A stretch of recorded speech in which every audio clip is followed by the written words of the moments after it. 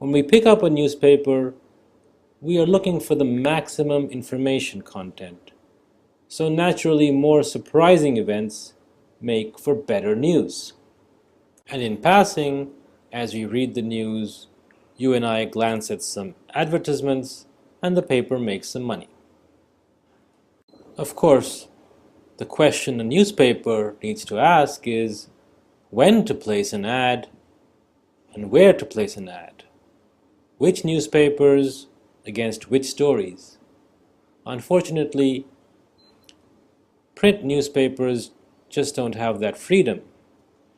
Sometimes the interesting news is on the sports page, whereas your most expensive ad is right up front.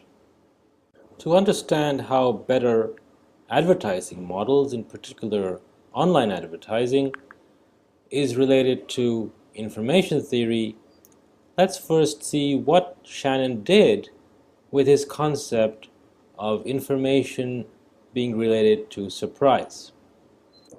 Shannon was concerned with communication along a noisy channel, like a telephone line or the radio waves in the air. Today, he would be concerned about communicating on the internet, but of course the internet wasn't there in his times. The model that he used was the transmitted signal at one end of the channel. It could be a sequence of messages, or today a sequence of bits, was received on the other side as another sequence of messages. There's an important concept that he defined called the mutual information between the transmitted signal and the received signal.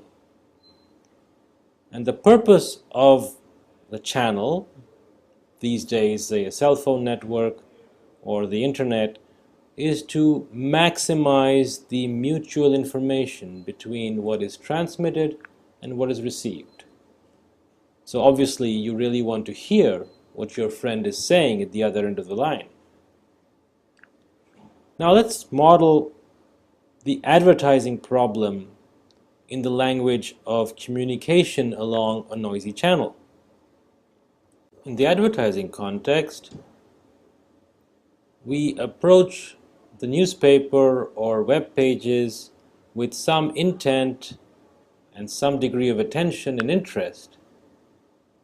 And the advertiser would like to measure which pages we are interested in and when we have an intention to buy.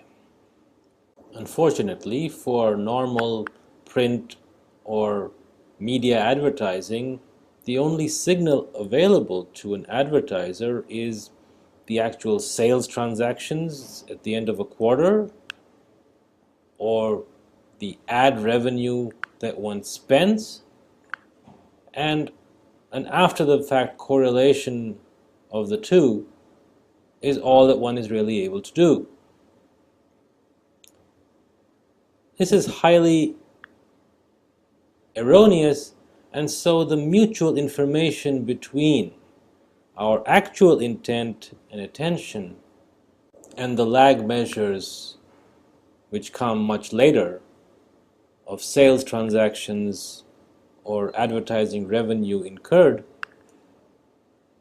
is very low. In other words, it's very difficult to predict which paper to advertise in and on which page to advertise in simply based on these signals. The online world, of course, changes everything, because the signals we have are the clicks made by users, the queries made when they search, and the actual content that they are reading. The mutual information, therefore, is much higher. Let's see how. A brief overview of online advertising first. In the case of search advertising, advertisers bid for keywords in Google's online keyword auction, which is happening continuously all the time. And the highest bidders' ads are placed against the matching searches. So if I bid for shoes and you searched for shoes and mine was the highest bid, then my ad would come up against your query, and so on. The actual auction mechanism is a bit more complex than that, but we won't go into that right now. The result of this advertising model is that the mutual information between the advertising dollars spent and the sales that they translate into is improved considerably from traditional media, and this is fundamentally responsible for the success of online advertising.